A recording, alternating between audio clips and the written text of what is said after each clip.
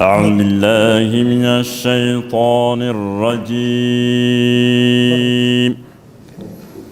بسم الله الرحمن الرحيم. إن للمتقين مفازا حدائق وأعنابا وكواعب أترابا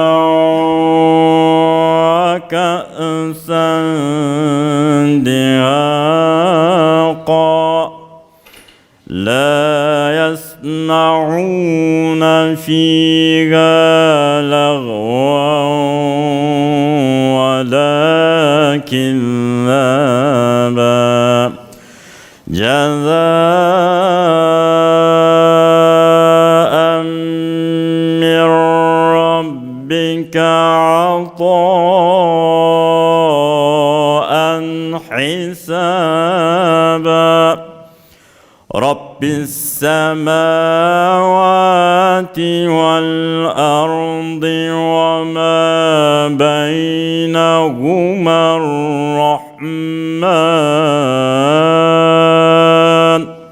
سبحان ربك رب العزة عما يصفون وسلام على المرسلين والحمد لله رب العالمين. الحمد لله رب العالمين والصلاة والسلام على رسول الله محمد وعلى آله وأصحابه أجمعين. Шылауған телеват Құрансын сауаптары жамы көсіп мұсылман марқұмдарына, шейіттеріне, соншында еле жалпы саяғатта бабалар үшін көсіп өткен саяғаттыларының арбақтарына бағыштадық. Шынайлы ошған ішіндегі Ашым Молдекенің арбағына бағыштадық. Жатқан жерлері жайлы болып, жандар жанаттан жүстері қыбыл адам болсын. Раббана атина фит дуня хасана, ва фил ахирати хасана, ва қина азабан нар. Амин. Аллаху акбар. Амин. Қырғыз рудан тұрады емес пе? Қырғыз руының бірі болған Қырғыздың оң қанатындағы саяқтар ұрысында өкілдері осы жерде бардыңыз. Бүгін бас қосып отырамыз.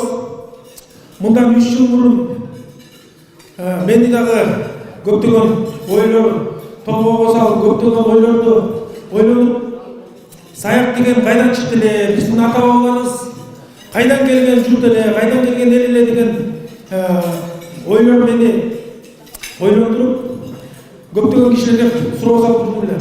Анан маалыматтарды топтап, арқандай интернетте маалыматтарды алып, Садырдың Төрәлиев ағамыздың Сусамыр жөніндегі кітебінен маалымат алып оқып, андан кейін бұл партия сайының саяқтарына рахмат. Жакшынакай жиын уюштурушу Байскан байкеминен чоң болуп турушкан экен. Ошол жерден Жакшынакай саяқтар Панфилов району боюнча саяқтар ынтымагы түзүлүп, ошондон кийин жыл сайын ушундай Жакшынакай иш-чараны уюштурууну туура көрдүк. Кудай буйруса ушул жерге ар жыл сайын сиздердин баарыңыздарды чакырып, батаңыздарды алып, жалпы ата-бабаларыбызга Куран багыштап турабыз деген ниеттебиз. Ал эми Санжыра дегенмекчи биздин Байскан агабызды баарыбыз эле билип калдык. Кыргызстан боюнча жерлерди кыдырып, өзүнүн командасы менен, өзүнүн чөтөөнөн жол киресин коротуп, биздин Кыргыздын саягын чүйгүп, маалымат топтоп, китеп жазып жүргөн Байскан агабызды ушул жерге чакырып койгум келет да. Байскан ага, келип койбойсузбу ушул жерге? Ассаламу алейкум, урматтуу туугандар. Ушул Панфилов районунда 15 айылда саяк туугандар бар экен. 15 жыл бою ата-бабалардын арбагынын соогуна арнап, я февраль айында дайыма Куран окутабыз деген сөзү бар болчу, жигиттик сөзү. Быйыл 3-чү жыл ушул жерге чогулуп отурабыз. 2 жыл бул жерде Калиста деген кафеге чогулганбыз. Аталардын арбагы ыраазы болсун сенден жана ошол жалпы Панфилов районунун саяктарынан. Биз жылда эле келип маалымат берип атабыз. Мына 3 жылдан 4 жылга кетти. Кыргызстандын 6 обласын кыдырып, санжыралар тактап атабыз.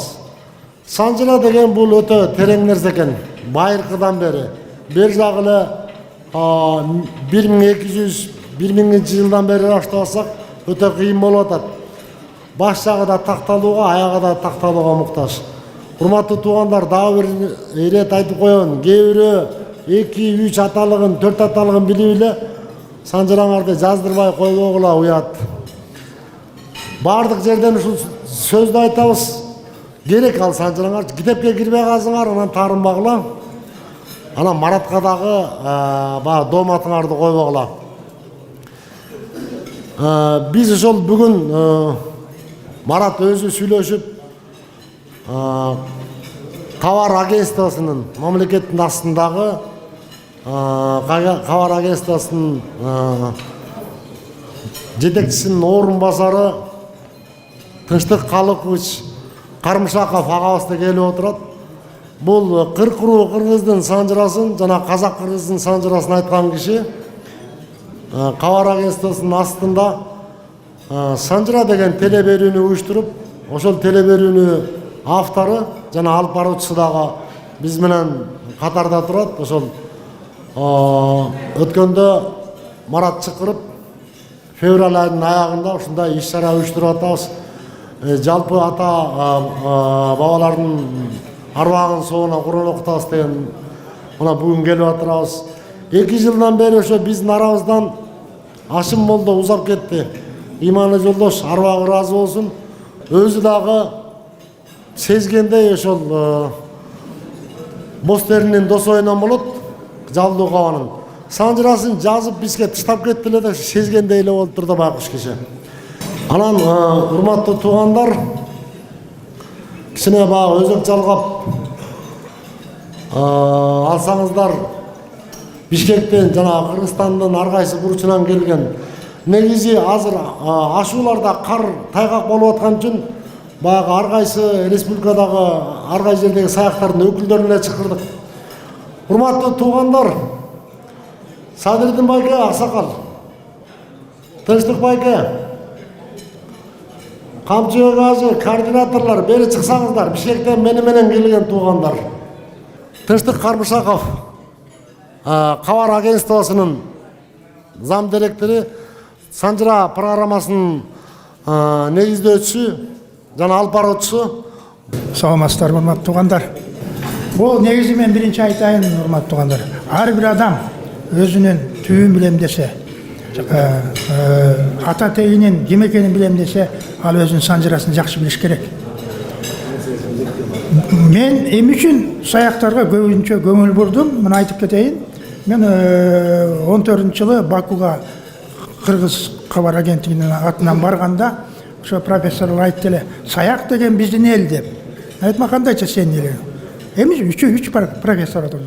Эмне үчүн силердин элиңер? Жо саяк деген биздин Шапраштын баласы. Анан кийин силерге кеткен деп атпайбы. Мен айттым, аны ким багып атыр? Шапрашты кимдин баласы десем, айтып атат, Байдыбектин баласы. А Байдыбек качан төрөлдү эле? 1358 деди. Айттым, анда тиги Тагай багып алганда дейт. Айттым, андай санап келсеңер, силердин саягыңар багып алган Тагайдан 60 жаш улуу болуп атпайбы? Далилдеп берилди. Мен далилдеп бердим. Ошондой кийин бир ой кетти. Саяктар. Эң Кыргызстанда эң көп элдин бири бул саяк эли. Ана биз намысыбызды алдырып жүрөбүзбү? Ошон үчүн мен Көлдөн, Чүйдөн, Жумгалдан болорек билген санжырачы жигиттерди чогултуп, бир акылымды айттым эле. Намыс үчүн чогулгулачы жигиттер. Намыс болсун деп. Мына ошондук бүгүн чогулуп аткан абдан жакшы. Бул биз кээ бир айтат, бул бөлүүнү эмес. Кыргыз эли 40 уруудан турат. Кыргыз бөлүнбөйт. Кыргыз 40 уруудан турат. Шуну туура түшүнүш керек да. Ошон үчүн айтар элем. Мына бүгүн чогулуп аткан абдан жакшы. Эң биринчи жолу такталган санжыра ушу саяк элиники болот. Мен ачык айтам. Азыр мына жигиттер чуркап жүрөт. Мен ойлойм, да бир аз эртерээк силерге китеп жазганга жанагыларды тактап алсаңар, талаштарчы болот. Ошону дагы кеңеш мындай чечип алсаңар деп атам да. Мына ошондо гана болот. Могу жерде отурган элим бар, макул эмес сага мисалы үчүн. Көп айтат, мен мындай. Ошонун баарын келтирип алсаңар, анан китеп чыгат. Мен ойлойм, ошол абдан жакшы. Бүгін шақырғаныңа рахмат. Ошол жерде отырған ел, ой мен саяқ елем, туғанымды таптым деп келсе, анда біз үшін чоң жетішкен деп ойлаймын да. Рахмат шақырып қойғаныңарға. Ишеңерде игілік болсын. Дайыма биримдикте болгула. Рахмат. Садырдин Төрәлиев жанагы Сусабыр энциклопедиясын жазган биздин аксакал ушуш киши сөз берилет. Бул Беш ата Кожояр деген коом бар, 11 айында турган. Ошонун төрагасы Адыл Аксакал.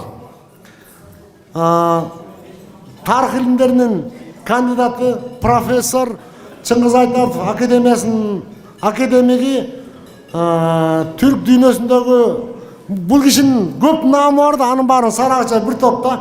Кыскасы, Саяктын ыман уругунан тарыхчыбыз Дөөлөтбек Сапаралиев архивдик материалдар менен иштейт. Дагы бир нерсени айтып коеюн. Илимдер академиясынын тарых жана археология бөлүмүнүн директору, тарых илимдеринин доктору, академик Абылбек Асанканов баарыңыздарга салам айтты. Белимди кокустатып алып, ушу келе албай калдым. Бардык силердин ишиңерде мен, Кураныңар кабыл болсун, батанын ишиндемин жана бардык материалдан жардам берем дейт. Шабдан Саяк, суусамырлык. Мына бул жерде көп эле суусамырлыксыңарбы, билесиңер, Саяк санжырасына дагы жакшы салым кошуп келет. Катаган Саяк деген урук бар. Кангошой тук эмес. Бул Чекир Саяктын түгөлүнүн Маңгытынын балдары. Ошол Аксакалы Дүйшөнбек Аксакал. Аксакалдаштырып тааныштырып берейин. Өдечектилердин санжарасы бир да жерде жок. Өдечектилердин тайпасы ачылып, ошол өдечектилердин тайпасынын аксакалы Арбакан Аксакалда санжараны азыр жакшы сүрүп, кичине эмелер болуп атат, бирок архивный материалдары жок, өздөрү аракет кылып жазып атышат. Кыргыз Республикасынын эл артиси, азыркынын кара молдосу, Залкар комузчу өзүбүздүн агабыз Намазбек Уралиев. Жана Бокотой Барак деген эл бар. Бул Торайгырлык, Торайгырдан далай чыгандар чыккан. Бер жагын айтсак Иса Акунбаев, дүйнөгө белгилүүсү Болот Миңжилкыев, Нурбай Ажы деген былтыр келген, быйыл келе албай калыптыр. Ошо Бокотой Барактын аксакалы Асанбек Аксакал. Шыкмаматтын ичинде Кожош деген тукум бар. Ажыкебиз Жыргалбай Ажы. Кожоштун санжарасын тактап атышат. Ошо 5 бакачы да коет, Рисбек, координатору. Бакыт Дамбылда, Кыргызстанда Акрам Ислам университети бар. Бул кишини тарихатчы Молдосабыр Дамбылда топурагы торко болсун, иманы жолдош болсун, ошо кишинин шакирти. Бул жана Жалдуу Кабанын Кутунайынан болот да. Аксакалы, көк сакалы кыскасы. Координаторлор чыгарган жокпуз. Ашуулар азыр мөңгө болуп атпайбы? Көчкү түшүп. Ошо Бакыт Дамбылда келди. Кичирейип кеткен Алтооктун тукуму менин кудам Арстан куда. Бала кезинен өрүлөм. Бул ошол Тагай Тезектин санжырасын бүт архивдик материалдар, кол жазмалар фонду менен тактап жүрөт. Былтыр да келген. Политология илимдеринин кандидаты, белгилүү журналист, бир кезде бар болчу Фергана Ру деген. Ошондо редактор болуп иштеген, азыр Манас Түрк университетте иштеген. Өзү Актеринин тукуму, Жамаке Шамаке Батыр, Карбоз Батырдын тукуму, ошолордун баарын санжырасын жазган. Кичине кыйчалыш бар ал жерде дагы. Бакыт Орунбеков, Куткамергендин кедей эмесинен кадимки Кабатай Төлөк. Кампостун иниси актер Кампос. Аман Мамбетов. Чалагыз Иманкуловдун иниси Бекташ. Ошол Шыкмамат, Жалдуу Кабанын эң кичүү баласы Шыкмамат уругунан Бөлөк байынан өкүл келди, координатору келе албай калды. Анан ошо Бекташ абабызды жибериптир. Камчыбек Ажы, Көлдүн координатору. Өзү суусамырлык Кайыңдыда жашаган, Думан атка конгон, ар кимдин эшигин каккылап санжыра сурап жүрүпчү. Кличкасы Даватчы Думана болгон Мураталы Кыйшыков, Чүйдүн координатору Саяк санжырасы боюнча. Жалдуу Кабанын экинчи аялынан Түнкатар Түнтөй деген бар. Ошо Түнкатардан Качканак Баатырдын тукуму Жоруктудан. Мунун атасы Капсалаң дегендин бир 200 жылдык 150-200 жылдык канжары бар экен. Музейный жакшы экспонат экен, каттырып койдум. Кийин Саяк Санжыра коомунун музейи чыкса, анан дагы бир Капсалаңдын баласы ким биле? Дооронбай.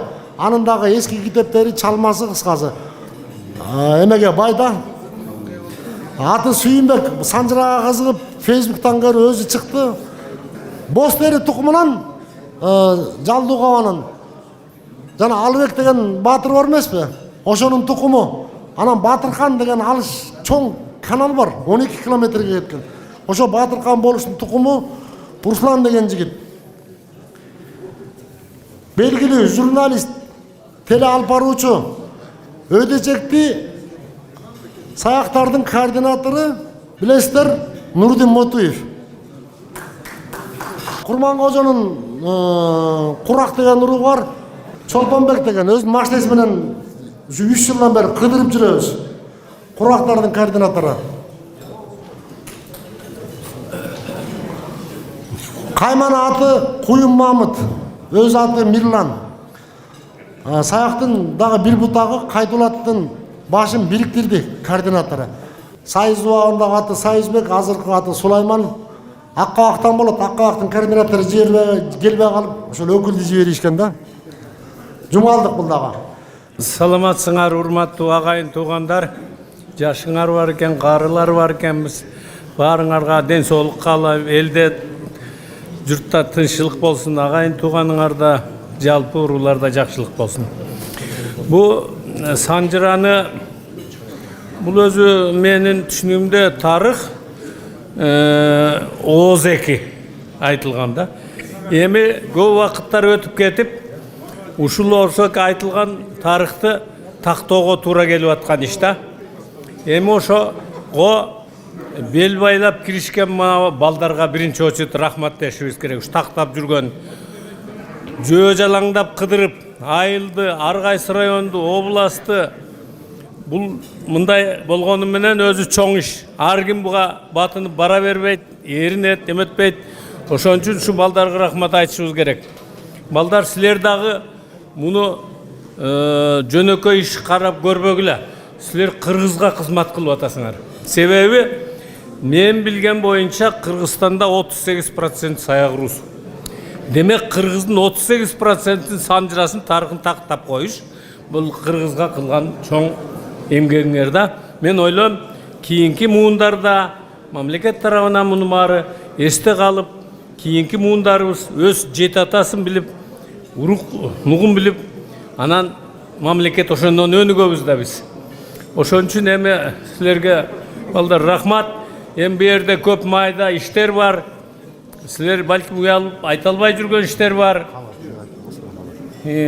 Анан ошону уялбай айтсаңар, дагы тездетип колдон келген жардамды берели, создуктурбай быйыл ушу бүтүргөнгө аракет кылгыла. Эми тилек ийгилик ишиңерге. Урматтуу туугандар, чыны менен эле Санжыранын аркасы менен элдер биригип атат, бири-бирин таанып атышат. Анан эң дагы жакшы нерсе сезим, бир туугандык сезим. Өзүң жалгыз эмес экенсиң. Жанымда туугандарым бар экен деп, анан кийин аркаңда жөлөк бар экенин сезим пайда болот экен да. Ошон үчүн мен ойлойм, ушундай Санжыранын тазалыгын, кызыктыгын баарын жакшынакай териштирип, 2-3 жылдан бери мына Байызбек баш болгон балдар Кыргызстанды түрөө кыдырып, аябай чоң иштерди жасап жүрүшөт. Биз болсо окумуштуулар колдоп атабыз. Биздин колубузда дагы бир талай жакшы маалыматтар бар. Ошол Санжырага тиешелүү Алматадан, Ташкенттен, Москвадан, Кытайдан жана башка өлкөлөрдөн чогултулган накта тарыхыбыз бар. Санжырага болсо баякы жөн эле ата-бабаларыбызды атап койгон эмес. Анын ичинде аябай кызыктуу тарыхыбыз бар, сыймыктана турган иштери бар. Мына ошолорубузду билип, балдарыбызга айтып, өрнөк катары жеткирип турушубуз керек да, сыймыктана. Ошон үчүн ушул нерселерди акырындап биз дагы кыймылдап жазып атабыз. Айдан аға туғандар, бір туғандар. Егер санжыра болбосо биздин туугандыгыбыз экендиги билинбек эмес. Жараткан Аллага шобо тобо шүгүр дейм. Кудайдын калыстыгы, теңдиги бар экен мына акыры өзүбүздүн биле урубузду таппай чет мамлекеттерди кыргыздар таап атабыз. Ушул мына санжыранын актыгы биздин элге санжыра сактап келгендигин далилдейт. Ушу санжырабызды жетелеп жүргөн Байыскан, Камчыбек, Мураталы жана ата аталбай алган бир туугандар ана могу жердеги тынчтык карымшактарга өмүр тилейди. Ушунун аягына чыксын. Кыргыз тарыхы деген китепке караганда 10 эсе чоң болот буюрса бул. Бала бакырабыз эртеңки күнү алкышын айтат, аталарга рахмат дейт. Азыр чоң атасын тааныбай аткандар эми мындан түшүнүктүү болот. Ушуларга бата берип коелу. Амин. Ийгилик болсун ушуларда. Assalomu alaykum. Beşata Kocaer elinden Sadreken'in urpaklarından ısık salam bardırlarına. Bir gana bir sözüm var da men. Porque Sanjıra degen söz, kayaklı söz dese, Kırgız'ın sözü emez, Arap'tın sözü, tigi söz, bu söz de aytıp keledi da. Men bir kezderde o lingvistika degen ilim var. Şu menen kişine geçen baylanışıp kaldım öyle da. Sanjıra degen söz taza Kırgız'ın sözü. Bul degen söz sandı jirö degen sözden gelip çıkan söz bul. Biz oşol hazır Bayıskandar şu sandı jirep, жылын jirep, sandı jirep atkan кездери. Сан jirö degen sözden çıkat. Ошону эле айткым келет. Биздин өзүбүздүн Кыргыздын такта сөзү. Чоң рахмат. О, саяктар негизичи Бешата Кожоер коомунун жана Панфиловдун ынтымагынан үлгү алсак болот. Панфилов 3 жылдан бери мына февралда дайыма ата-бабаларга Куран окутуп атпайсыздарбы? Кожоер коому 2 жылдан бери мурун булар Садыракенин жылдыгын өткөрүп атып аябай ынтымактуу болуп калышкан. Анан сиздерди да айтып кетем. Чоң рахмат Панфиловдун тургундары, саяктар, чоң рахмат. Тогузторолук саяктардан салам. Анткени Тогузтороодо 80%ке жакын саяктар турат. Мына бул Санжыра экспедициясы барып өз көзү менен көрүп келди, баардыгына жолугушуп келди. Анан экинчи бир мен сиздерге бир багыт бере турган нерсе, биз саяк дегенде кубанып турушубуз керек да. Саяк деген бул таза кандуу арий группаларына кирет экен. R1, A1 генетика илими боюнча мореки Байыскан куда, Мураталы туугандар эмес экспертизага берсе гени R1, A1'дин Z93 деген группасына туура келет. Бул деген пазырык биздин доорго чейин 2000-4000 жанакы жылга дагы гендерге туура келет экен да. Биз ошон үчүн саяктар байыркы экенибизди биз ошого сүйүнүш керек. Сиздерге рахмат. Мен ушул эле кыскача айтып коеюн дегем да. Тогузторол саяктардан сиздерге салам.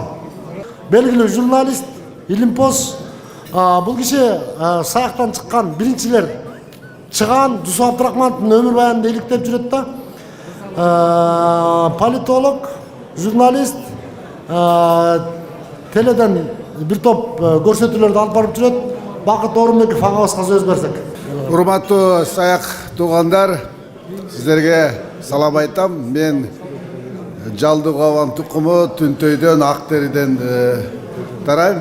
Саяктар Кыргыздын биримдигин, ынтымагын ширештирген жакшы эл болсун. Өзүңүз ынтымактуу бололу, аман болуңуздар.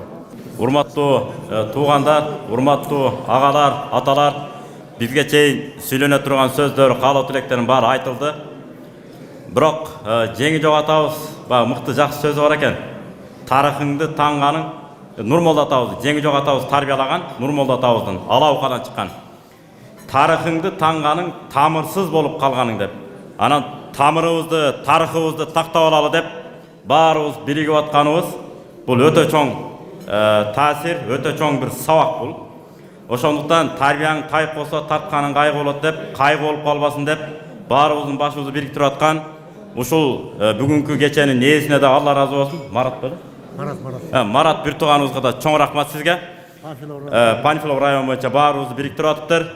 Бирок Кыргызда ушундай ачуу жана чындык үчүн катуу айтылган сөз бар экен. Ар бир кыргызга дем берүүчү. Чуу деген атка дем дегендей, өзү бир нерсе кылып кыйратпаган, атасынын жасап кеткен иштерин айтып мактанат деген экен. Ансыган бизге андай эмес. Ана арабтар айтат экен: "Ла тaqul аби када ва када, валакин кул ана када." Атам мынандай болгон, чоң атам мынандай болгон, анан 7-нчи атам сууну тескери агызган дебестен, артта келаткандар муунга мына айнанайын балам, диниң мынакей, салтың мынакей, батаң мынакей, жашооң мынакей дей тургандай үлгүлүү аталардан болууну Кудайым ар бирибизге насип кылган болсун. Бүгүнкү ушул жолугушуу куттуу болсун. Уюштуруп аткан тууганыбызга Тастарконуна Кудай Таалам берекесин берсин, өмүрүнө, жашоосуна берекесин берсин.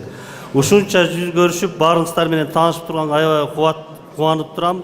Жогоруда айтып өткөндөрдөн кийин мен дагы алардын артынан сүйлөш бир аз кыйыныраак болуп турат. Бирок ошентсе да мен кетмен төбөлүк болом. Кетмен төбө өрөөнүндө кичине айта коеюн тарыхын. Кетмен төбө өрөөнү 75-80% саяктар турат. Ошо саяктардын арасынан Туңгатар, Түнтөй деген атанын балдары турабыз. Ушу Туңгатардын Качканак деген тукумунан Качканак деген келет, Качканак Баатыр. Ошо Качканак Баатырдын 4 баласы Зурапабыздан 4 баласы турган Арзымат, Асан, Көкүнбай, Жорукту деген. Бул ушу Зурапанын Качканак атабыздын Зурапасынан төрөлгөн балдар көп кылымдар бою кетмен төбөнү башкарып келген. Кече жакында эле биз ушул эгемендүүлүк алганга чейин эле биздин ата-бабаларыбыз башкарып келген. Дагы да кетмен төбө өрөөнүндө өтө чоң касиеттүү, бийик даражалуу ата-бабаларыбыздын урпагы өткөн жана туугандарыңыздар бар. Ошолордун жолун улап, мына биз да өсүп келатабыз. Эми ушундай туугандарыбыз бар экенибизге биз сүйүнүчтөбүз. Мындан ары да биз өзүбүздүн ата тегибизди, урук санжырабызды бийик даражага көтөргөнгө, деңгээлге жетишкенге күч аракеттерибизди жумшайбыз. Рахмат баарыңыздарга. Мен өзүм журналисттик кесип менен Кыргызстандын болгон аймактарын кыдырып чыккам. Көп жерлерден саяк туугандарга жолуккам. Көп жерлерден. Кыргызстандын кайсыл жерине барбайын, сөзсүз түрдө жок дегенде 2-3 үй бүлө саяк бар болчу да. Анан ошол саяктардын ичинен эң намыстуусу мынау Панфиловдук бир тууган сиздер экенсиздер. Себеп дегенде эмне себептен айтып атам?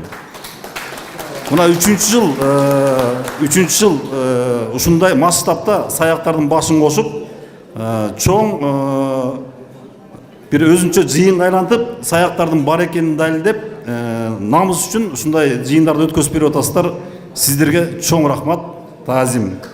Мындан ары да Кудай буйруса, сиздердин жолуңуздарды жолдогон аймактагы саяктарыбыз да ойгонот деген ойдомун. Анда бүгүнкү кечибиз көңүлдүү улансын. Рахмат баарыңыздарга. Урук болуп келген улуттар дейт. Ушу өмүр бою ушул күнгө чейин сакталган дейт да, ушу урук болуп жашабай өзүнчө мамлекет болуп жашаган көп чоң мамлекетте талкаланганда, ушу силерге кааларым, ушу Панфиловдук туугандарга ушул ынтымагыңар жаспасын, дайым эле ушундай ынтымактуу болгула. Бул жерден айта кетчү нерсе, бул Карбосов Марат тууганыбыз менен баягы ковид мезгилден бери катышып келатабыз. Панфилов районунун саяктары бул кандай эл дегенде, менин жеке пикирим, Марат Карбосовду тууганды кандай билсем, ошол сиздердин күзгүңүздөр бул Марат тууган деп эсептейм да. Ушул жакшы баштап алган иш аракетиңер эч качан үзүлбөсүн, улана берсин. Бул тууганчылык деген динде дагы бар, кыргыздын ичинде да айтылат, баягы соопчулук иш да, бул абдан жакшы нерсе. Ассаламу алейкум, бир туугандар, кандайсыңар? Бүгүн ошол Мараттын жанындагы ошо жардамчылар бар экен. Ошо экөөнү бир 2 китап алып келдим элем. Ошону тапшырып коеюн. Өзү жазган китап, автор. Кол тамгасын коюп берем дейт. 1,5 кило. 1,5 кило. 1,5 кило. Анан кийин Эмир.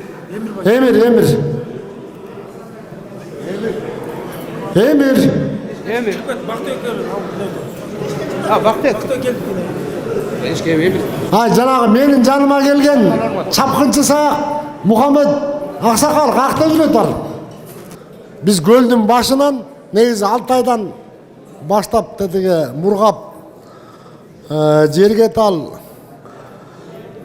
ар жагы Сырдария менен Амудариянын ортосуна жерим деген айтылат да, биягы Урал, Орто Азияда биздин ата бабалар көп жүргөн.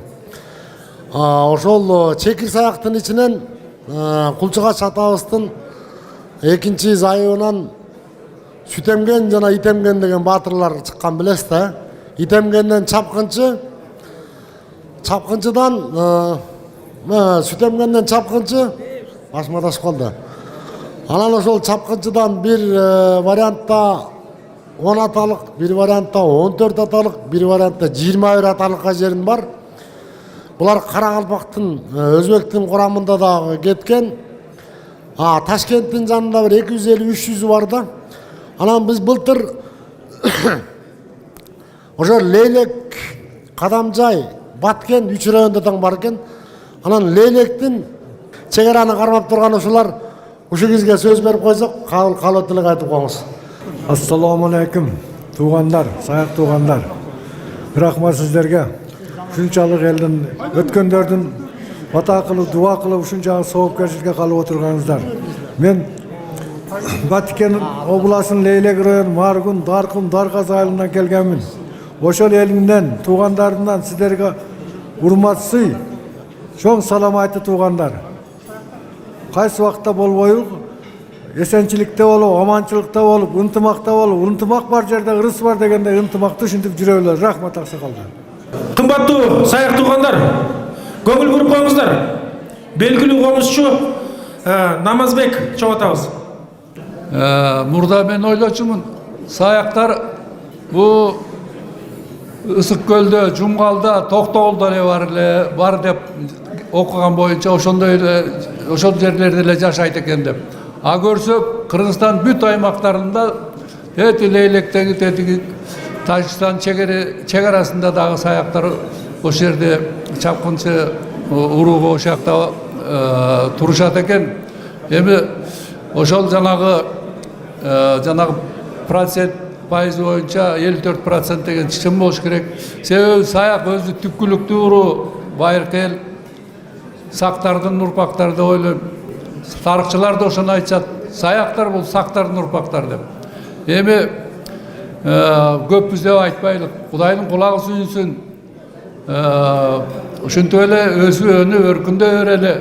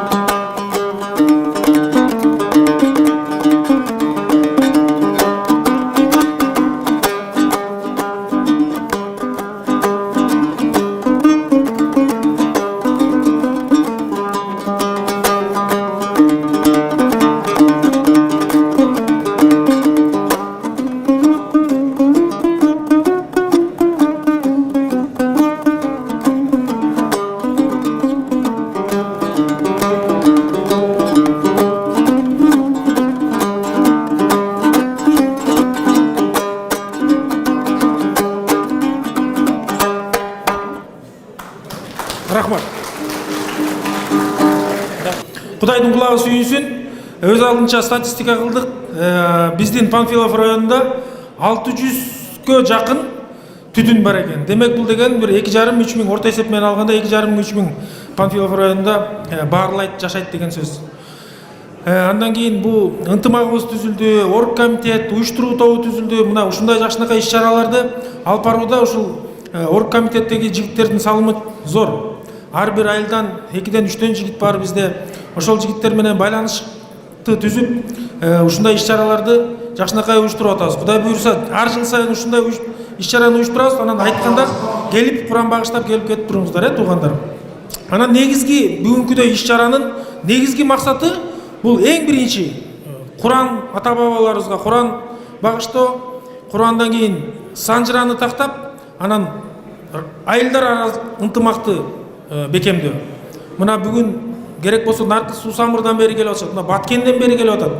Биз алыс барбай эле өзүбүздүн кошуна айылдарды чынын айтканда тааныш эмеспиз. А бүгүнкү күндө ынтымакташып, ой сен саяксың, сен саяк экенсиң деп кучакташып, көрүшүп калган жерден жакшынакай жылуу учурашып атабыз да.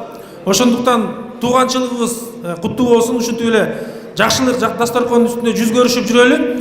Ассаламу алейкум, урматтуу саяк туугандарым. Мен сиздер менен ушу 3 жылдан бери ушул убакытта жолугушуп өтүп кеткен ата-бабаларыбызга Куран окутканыңыздарга Кудай разы болсун. Мен аябай бир кишини жоктоп атам. Ашымбек Аксакал аябай ушу саяк тукуму үчүн, ушул жактагы саяктар үчүн мен билгенден өтө чоң мээнет кызмат кылып өттү. А кишинин арты кайрылуу болсун. Үй бүлөсү, бала чакасы, бир туугандарына ушу биздин саяк коомунун атынан, саяк элинин атынан ушу көңүл айтып коюңуздар биздин атыбыздан. Ай киши жакшы адам, жакшы аксакал, жакшы карыды, жакшы өзүнүн бир жүрүш туруш үлгүсү менен аз көрүшсөк дагы, 1-2 жолу көрүшсөк дагы биз көп таасир алдык ал аксакалдан. Ошо биздин карыларыбыз ошол аксакалдай болуп, нарктуу, кадырлуу, жакшы карысын тилейли. Урматтуу менин туугандарым, ушул Панфилов районундагы саяктар, Курмангожо Кулжугач, Түнтөй Туңгатарлар бар, Шыкмаматтар бар мен билгенден, баардык эле уруулардан бар. Ушул районда биз аябай мактанабыз. Анткени ушул жерде, ушул ынтымакты уюштуруп жүргөн жигиттер Марат, Бакыт, дагы ошо чогуу жүргөн жигиттер, силерге Кудай разы болсун айланайындар. Мына ушинтип, мына Тынчтык иним жана бир топ жакшы сөздөрүн айтып өттү. Биз Байскан болуп, Мураталы болуп, дагы туугандар бар. Токтогулдан Үсөн аке дегенибиз бар. Акталадан Токон аке дегенибиз бар. Тигерекке бул биздин Аксакалдын бир тууганы Жоошбай деген тууганыбыз бар, чапкынчы тигерекке Баткенде. Мына ушол саяктар диги башы Баткенде, бул башы Чалдабарда, диги башы Сыккөлдүн башында Кеңсууда эле 200 түтүнгө жакын кургак саяк бар туугандар. Көлдүн Гүрмөнтүсүндө эле 80 түтүн саяк бар. Ар бир айылда бар. Көлдүн тегерете саяк бар. Сыккөл району ал 90% саяк. Тоң районунун жарымынан көбү саяк, балыкчы толук саяк 75%. Кудайга шүгүр. Кудайдын кулагы сүйүнсүн, эми канча процент экен эми жакшы эле, Кудайга шүгүр. Эми эсебин чыгарабыз да. Биз иштин бир топ жерин бүтүрүп калдык. Кудай буйрса эми биз айткан баягы координаторлордун баарын шайлап өткөнбүз, эми кыдырып чыгабыз. Баардык санжыраларыңарды беришиңер керек. Быйыл китептерибизди чыгара баштайлы. Силердин жардамыңар керек. Туугандар, айткыла баарына. Эгер жазылбай калса таарынбагыла бизге.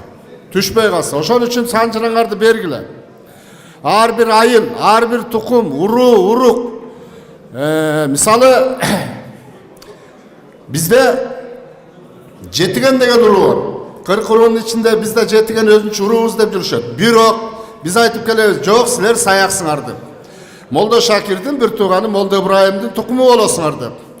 Кудай буйурса, алардын баары эле ооба деп эле айтышаттан эле өзүнчө чыга калышат. Бирок китебинде деле баары бир Молда Шакир, Молда Ибраим Дайырбастын анын атасы Эшенгаректин баласы деп жазылып турат алардын китебинде дагычы. Демек саяк эле. Бирок биз аны доказать этип макулдугун көбү макул эле болуп атышат. Мына Кудай буйурса чоң bir музей, ушундай чоң энциклопедия китептерди чыгарабыз деп атабыз. Чоң музейлер ачылат. Ошондо саяктан чыккан акылмандар, баатырлар, Эрсадыр, Атантай Тайлак, Кожомкул Балбан дегендей, Качке баатыр, Түлкү баатыр, Эралы баатыр, Сөөркул баатыр, Коной Кончой дегендей, Шургуй баатырлар, Алыбек баатыр, Нурдөлөт баатыр дегендей, жана Садыр аке, ушу сыяктуу чыган кыйын Байзак баатыр, Медет датка, Осмон датка дегендер бизде санаса түгөнбөйт, толтура. Ошонун баарынын сүрөт картиналарынын жанында Сүймөнкул Чокморов, Түгөлбай Казаков, Дастан Сарыгулов, ушу сыяктуу жетиген туугандарыбызда илинип турса, ого өтөр көрүп болбойбу, туугандар. Ошон үчүн жетиген туугандарга айта бергиле, саяксыңар деп эле, тартынбай эле. Эчтеке дебейт, саяк экенсиңер деп эле айта бергиле. Ошол менен силерге айтарым. Рахмат, ушул атабанын арбагы Кудай ыраазы болсун биринчиден.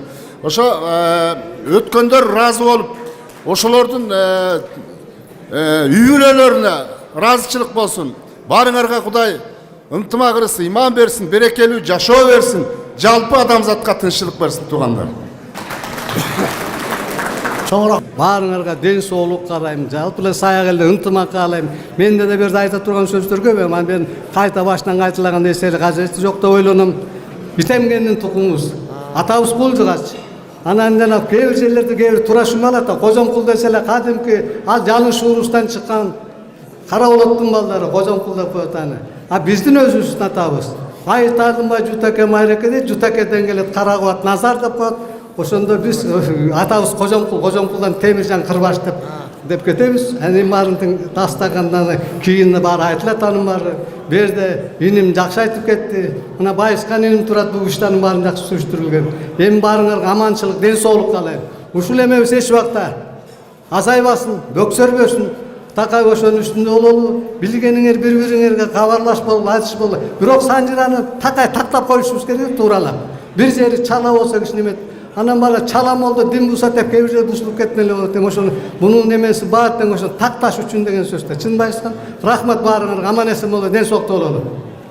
Чоң рахмат, урматтуу туугандар, урматтуу Панфилов районунун тургундары, Панфилов районундагы саяк туугандар, мына бул иш-чараны быйыл 3-чү жылы дагы айтам, 3-чү жылы уюштуруп, ошол уюштуруучу топко Онон белгилүү жаштарга, мекенчил, атыл, патриот жигиттерге бардыгына терең ыраазычылык айтабыз.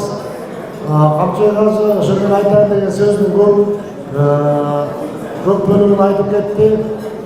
Жана айтып атпайбызбы, Ашым болду. Бул өзү сезгендей эле ошол бир топ санжыраны жазып бизге өткөрүп кеткен. İmanı жолдош, жаткан жери жайлуу, топурагы торко болсун. Ошол жалпы саяк элдин атынан, саяк санжарасы коомунун атынан туугандарына, бала арасында терең кайгы менен көңүл айтабыз. Урматтуу туугандар, мына бул бизге саяк санжарасы YouTube каналынан чыгат. Урматтуу саяк туугандар, баарыңыздарга ушул жерден пайдаланып кайрыла кетейин. Биз 6 областты кыдырдык, саяк бар айылдарды. 7-чи област Ош областы калды. Ош областынын Каракулжа районунда бары келе билебиз, алар менен байланыштабыз. Өзгөр районунда саяктар бар деп үмүттөнүп жүрөбүз. Эгер өзгөр районунда саяктар бар болсо, мен ушул YouTube каналга телефондорумду калтырып коюп, телефон менен байланышыңыздар. Жана Камчы ыраазы мен айткан сөздөрдү айтып кетти. Урматтуу областтын, райондун, айдын координаторлары санжыраны ыкчамдаттылар. Биз баарын эгер үйгө салыштырсак фундаментин куюп дуалын көтөрүп чатырын жаап койдуlar. Эми ички жумуштары кантип келет, санжыран ушул жерине келип калды. Барлығыңыздарға чоң рахмат. Панфиловтан туғандар аман есен болыңыздар. Құдай тағала сіздерден разы болсын.